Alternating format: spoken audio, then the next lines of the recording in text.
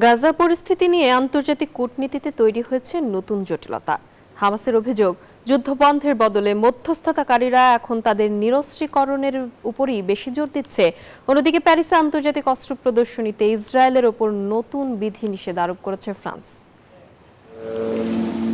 যুদ্ধ বিধ্বস্ত গাজায় চলমান সংকটের মধ্যে পরিস্থিতি আরো জটিল করে তোলার জন্য আন্তর্জাতিক মধ্যস্থতাকারী নিকোলাই ম্লাদেনভকে সরাসরি দুষছে হামাস। সংগঠনটির মুখপাত্র হাজেম কাসেমের অভিযোগ, জাতিসংঘ সহ বিভিন্ন ফোরামে মনগড়া ও বাস্তবতা বর্জিত তথ্য দিয়ে হামাস বিরোধী অবস্থান নিচ্ছেন ম্লাদেনভ। হামাসের কড়া হুঁশিয়ারি, যুদ্ধবিরতি চুক্তির প্রথম ধাপ বাস্তবায়ন না হলে পুরো অঞ্চলের নিরাপত্তা ব্যবস্থা হুমকিতে পড়বে। ওদের স্বপ্ন পূরণে পাশে থাকতে পেরে আমরা গর্বিত। এদিকে মিশরে হামাসকে অস্ত্রহীন করার যে নতুন আলোচনার উদ্যোগ নিয়েছে মধ্যস্থতাকারীরা, তার সরাসরি প্রত্যাখ্যান করেছে ফিলিস্তিনি স্বাধীনতাকামী গোষ্ঠীটি। তাদের সাফ কথা, যে কোনো কিছুর আগে বাস্তবায়ন করতে হবে যুদ্ধবিরতি শর্ত।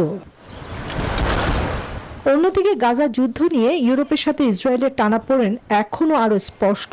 ফ্রান্স জানিয়েছে, প্যারিসের বৃহৎ প্রতিরক্ষা প্রদর্শনী ইউরো রোসাটরিতে এবার কেবল আকাশ ও ক্ষেপণাস্ত্র প্রতিরক্ষা সরঞ্জামই দেখতে পারবে ইসরায়েলি প্রতিষ্ঠানগুলো। ফরাসি এই সিদ্ধান্তকে রাজনৈতিক ও বাণিজ্যিক উদ্দেশ্য প্রণোদিত আখ্যা দিয়েছে তেল আবিব।